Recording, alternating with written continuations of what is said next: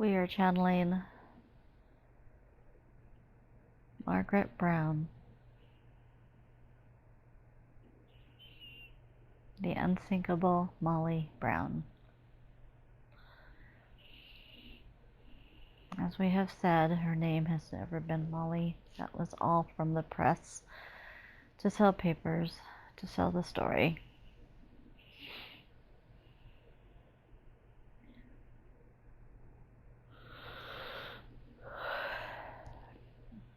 Her and I said a prayer prior to this channeling session.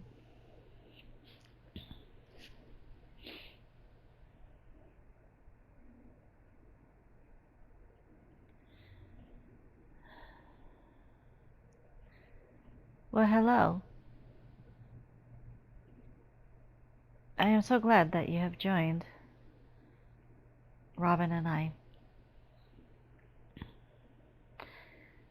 I've been thinking about doing this for a long time, but just didn't have the right person to come through, and I believe this is the right person. I like her heart.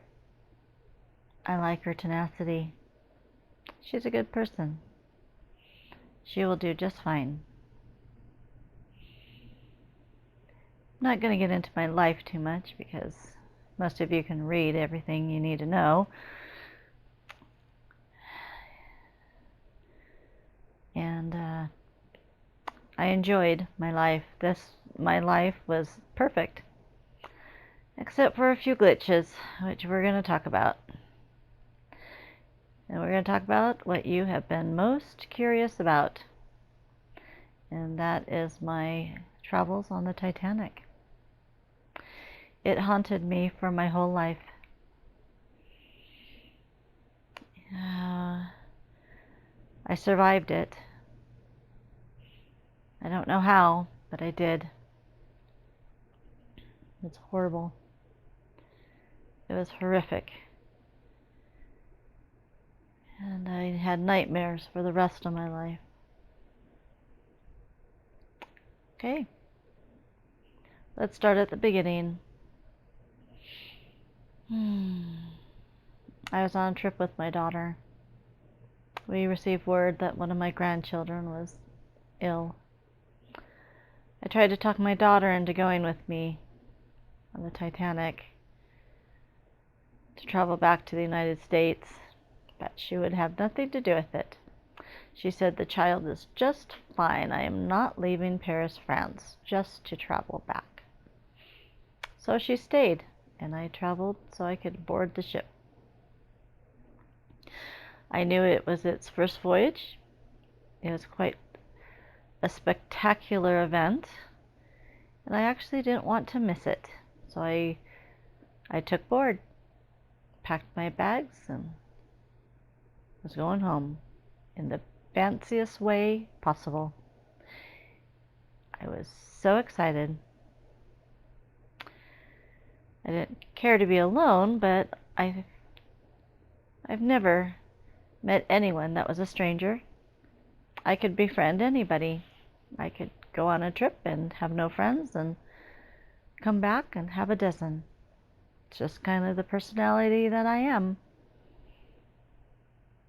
I feel I have a good heart and a good spirit, and I'm strong, and I'm smart, and I'm rich. Or at least my husband was. Anyway, let's talk about the trip. I board. Those that bring on the luggage was already in my room. They take you to the promenade deck right away. Have drinks and socialite and enjoy the view before you depart. It's a beautiful day. A little cloudy. That was fine.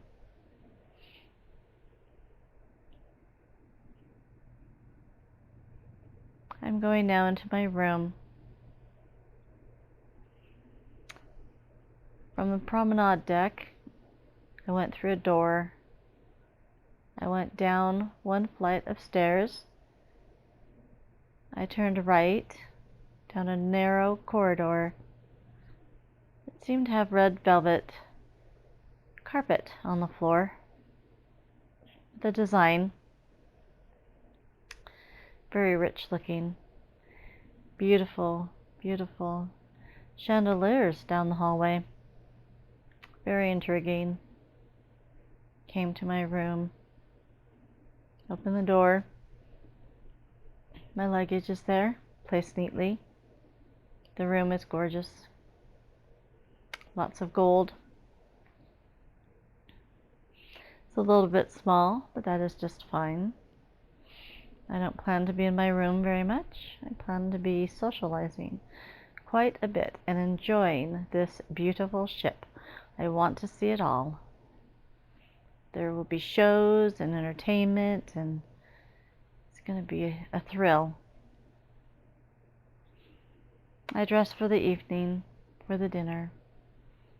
I have diamonds on.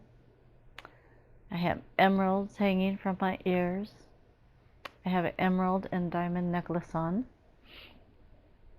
I'm wearing an emerald satin dress from Paris, France that I just had made. I have some beautiful adornment of green and feathers in my hair.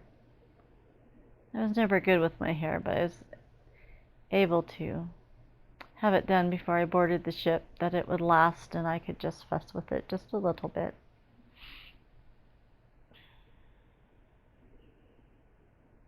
I had gloves, a small purse,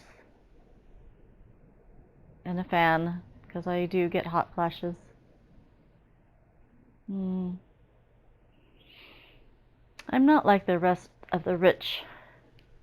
Those that were born rich have a snobbish attire, coldness to them, which would chill you to the bone. They're judgmental, and they can be mean. Not I. I did not come from money. I married a man, and he didn't have money, but we hit it rich. The golds and metals. My husband was smart that way. Enough of that. So we had a voyage for, I believe it was, I can't remember. Was it 2 or 3 days? And we were just having a festive, beautiful time. I was making great friends and great enemies. For those rich, snobbish people either liked me or did not. I was richer than they were. They still judged me. You could have all the money in the world, but if you did not come from money, they had such snobbery. Let me tell you of that night. We were dining. I was having a great hot flash. I had my fan. I think the meal was rack of lamb. Everything was so amazing. And then it happened. Everything went into strobe. And I could hear it. I could hear metal, kind of like scraping, but it was a piercing, loud sound. And then the lights went off and on and off and on. We were jolted. Many fell. I tried to stand. I held on to the table. It seemed like the table was the sturdiest thing around.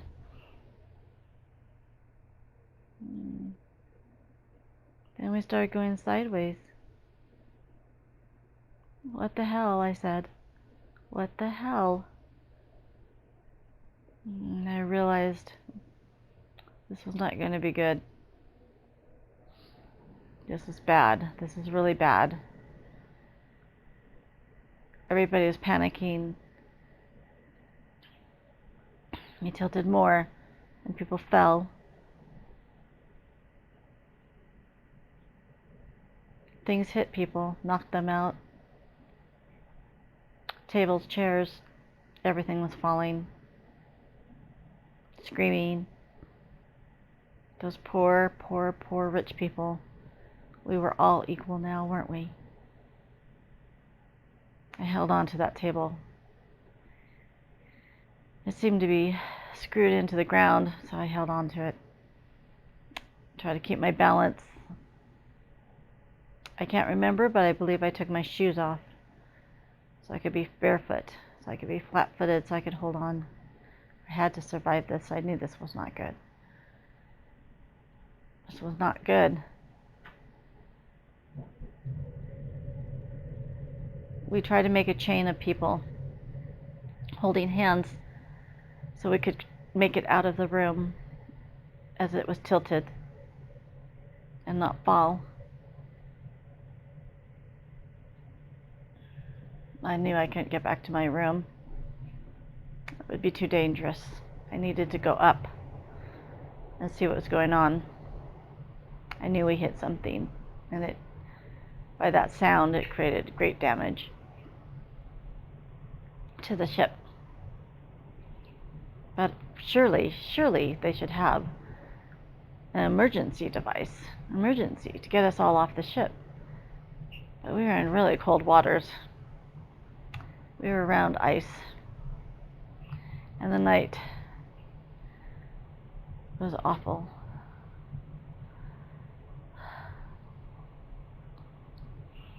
So we're getting outside now. We're getting out onto the deck. I am panicking. So panicking. This is awful. This is not good. I don't want to die.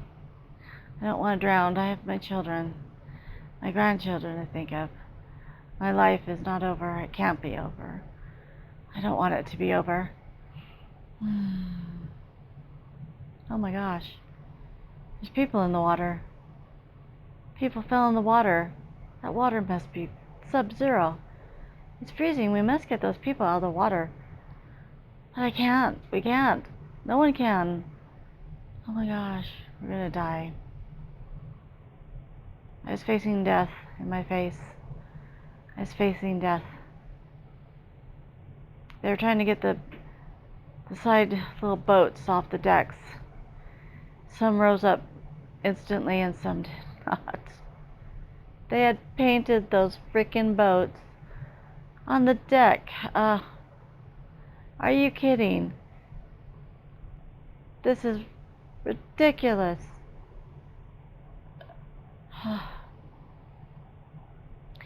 All right, the boat's moving. The boat's moving in the wrong direction. I knew it was sinking. The boat is sinking. God, what am I gonna do?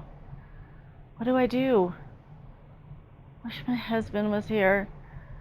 And then I don't wish him. I was so thinking. I was glad my daughter was not here. She's not here. Because I couldn't die with her. This is wrong. It's not right. Take a deep breath. Okay, Robin is telling me to take a deep breath. And calm down.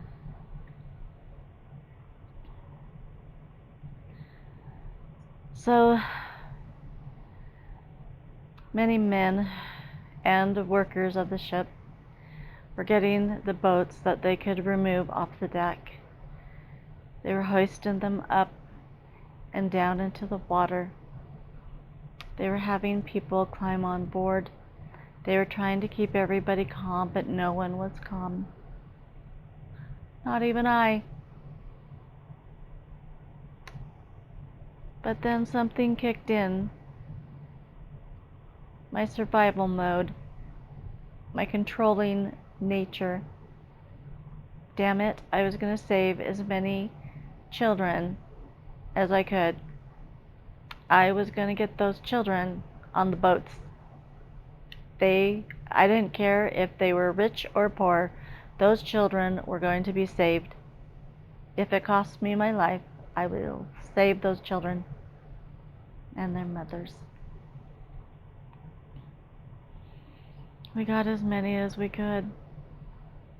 I went from boat to boat to try to control the situation. I was very good at that. I helped as many as we could. And then something happened that I did not anticipate. I was ready to accept my fate that night. I was ready to die. If I could save a child and give my life, I would die. I already accepted that. But something happened, and someone pushed me on the boat, on one of the very last boats. I got shoved on, and I said, no, no, no, no, no, no, honey, no, no, no, no, no. And they wouldn't let me off. They kept me on. It was the hand of God that put me on that boat. I was not to die yet. It was not my time.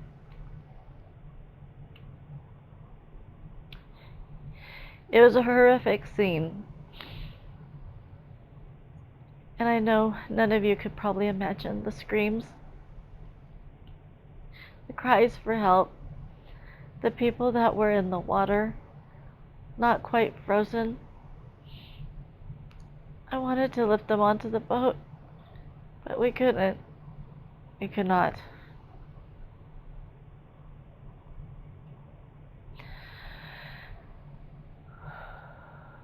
So you see, as we rowed out, we had to get away from the ship because the ship was going up and it was going down backwards. And they said we had to get far away, else we would sink in the current of it. Once I was in the boat, and we had several men that were with oars paddling the boat out. They were fervent in that. Then I knew I didn't want to die. It was so cold. I was in my dress. I didn't even have a shawl on.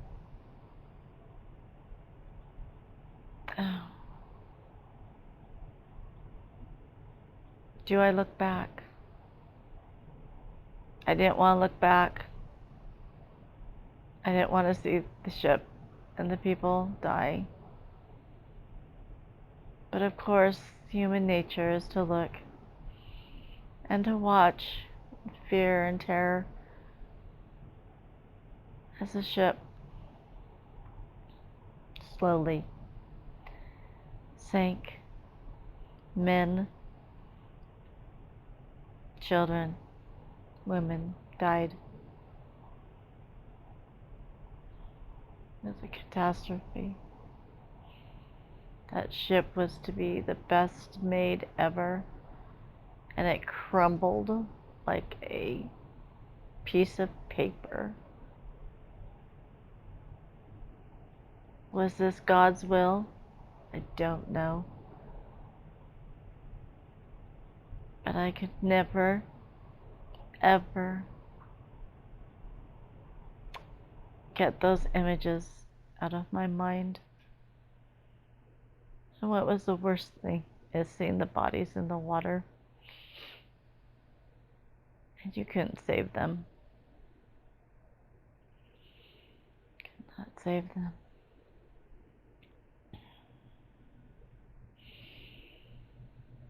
So that was my experience. It's hard to explain. It was horrible. It's horrible when you feel like you're gonna die. And then you start helping others to safety, and then you realize that you choose to save a life over your own.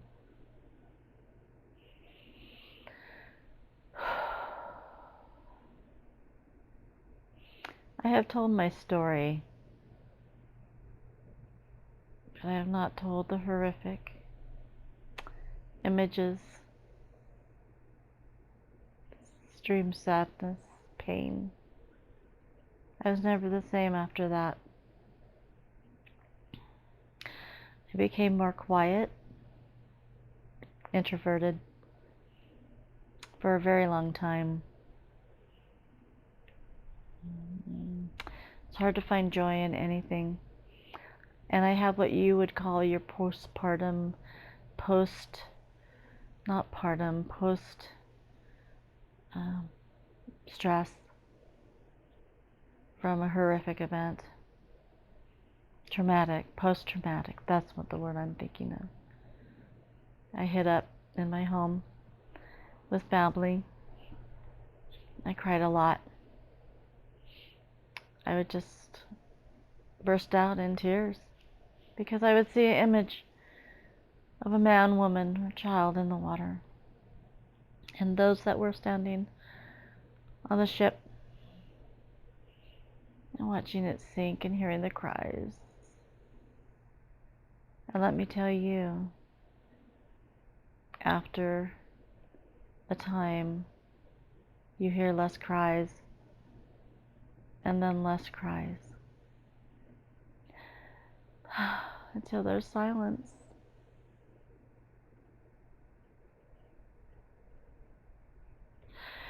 Until there was silence. That's when it was the most horrible.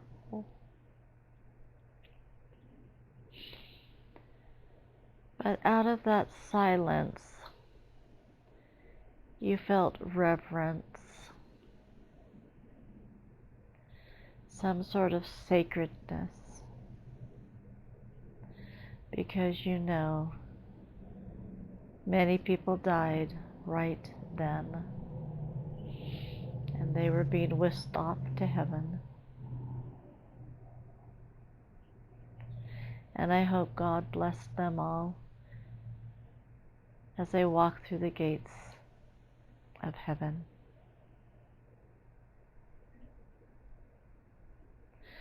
I chose, after I recovered somewhat,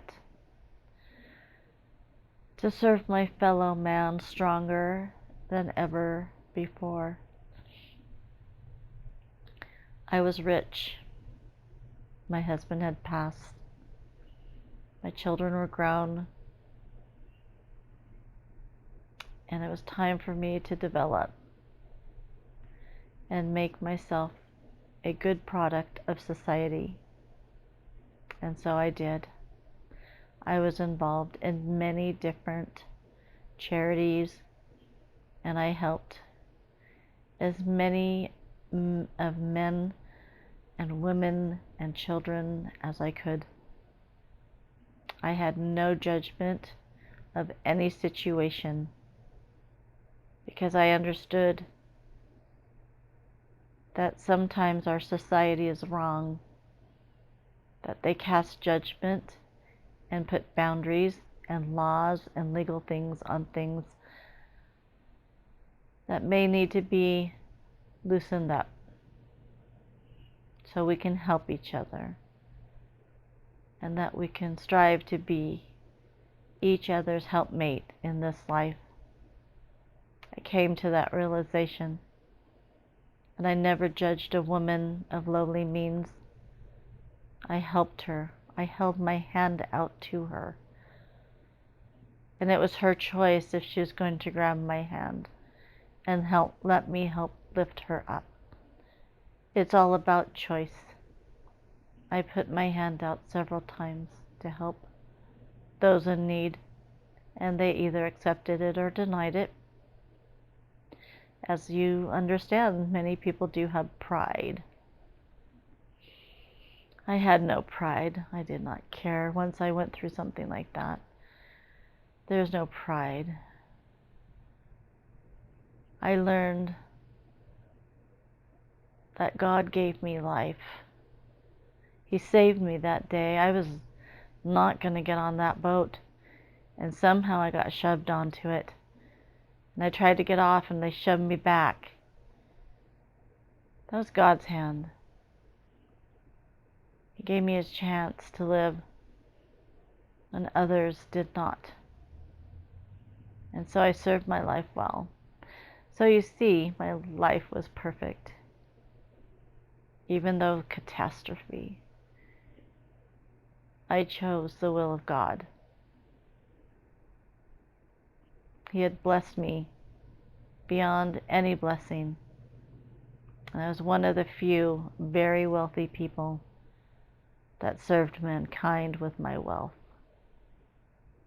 And that's how I'm going to end this session. My name is Margaret Brown. I am not unsinkable. And my name is not Molly. Many people made a lot of money off of that. My name's Margaret. Just a woman. Just a common woman that was able to help a lot of people that lived through the biggest catastrophe of the world.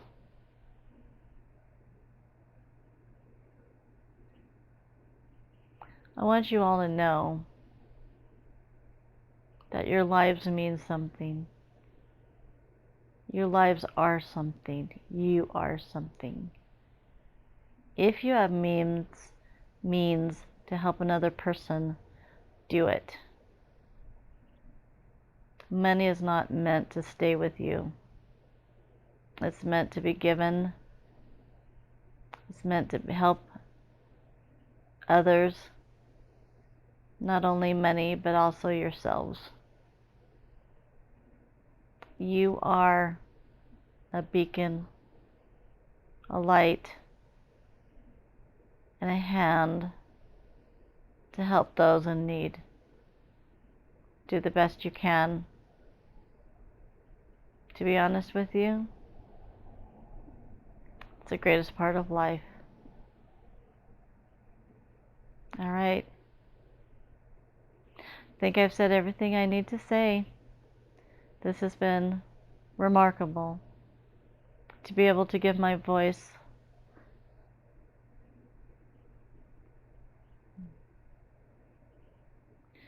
I am going to change out now.